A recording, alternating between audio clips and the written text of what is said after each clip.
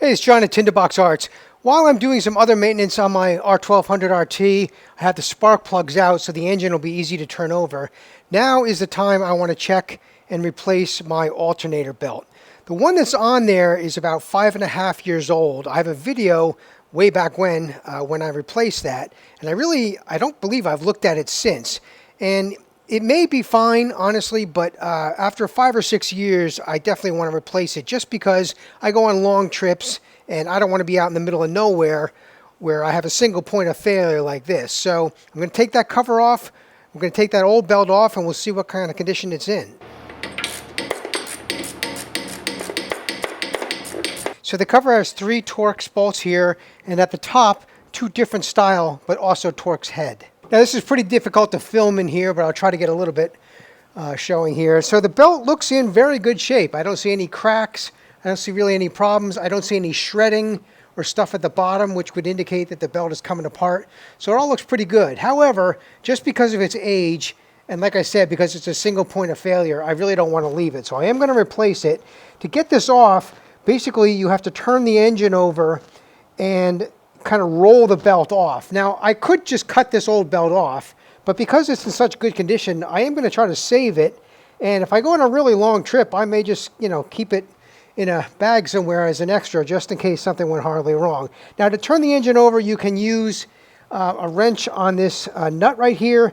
But what I've found is, as I'm sitting in this position, bring the camera down here, with the spark plugs out, I can just take my foot, and just, let me get that on camera there. I can take my foot and just push that tire with the bike in gear, and that'll turn the engine right over. It works pretty easily, actually. So what you can do is just jam a piece of cardboard, plastic, almost anything under the belt as you roll it off this pulley as the engine turns over, and that will keep it from shredding. Now you can hardly see it, but that's the alternator pulley on top where I'm pointing, and I take this opportunity to make sure that it spins freely, but it's not too loose. I want to make sure those bearings are in good shape, and in this case they are. So let's take a close look at the belts now. The one that I purchased is the same as I got last time. It's a 4PK 592 Elast, right? Made by Continental.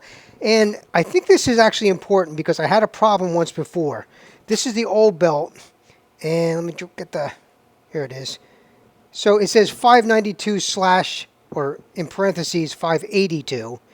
And it's made in Germany. I think that's actually important because I purchased another belt another time, and that was made in Romania, I think it was, and I had a problem with that. It shredded almost immediately.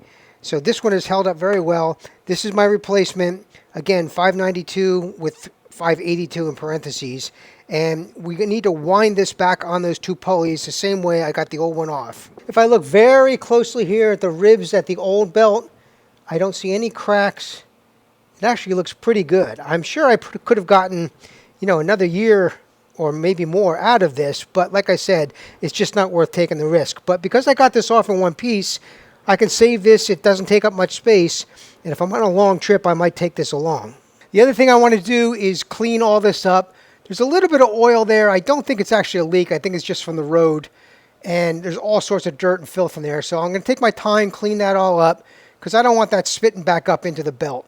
Now I can't hold the camera and put this on at the same time, so I'm just going to have to show you in advance what I'm going to do. I hang the belt from the top pulley, and then I'll sort of, get it started around the bottom pulley, and then I just have a piece of, plastic, or this is like from a bag or something. It's pretty heavy duty. Just something to slip under there so that as you turn the pulley, you can push on the edge of the belt and put it on the pulley without shredding the ribs on the inside. It's important to keep those nice. So that's all I'm going to do here. I got to put the camera down for a second. All right, that's it. Belt's back on. And before you button this up and put the cover back on, I recommend just spinning the engine over a few times. Just make sure you got those ribs situated correctly. It's pretty easy. It's dark in here, and it's pretty easy to miss that. So just make sure the belt's on the correct orientation, and then put the cover back on. Start her up to give it a little test, and then you're done.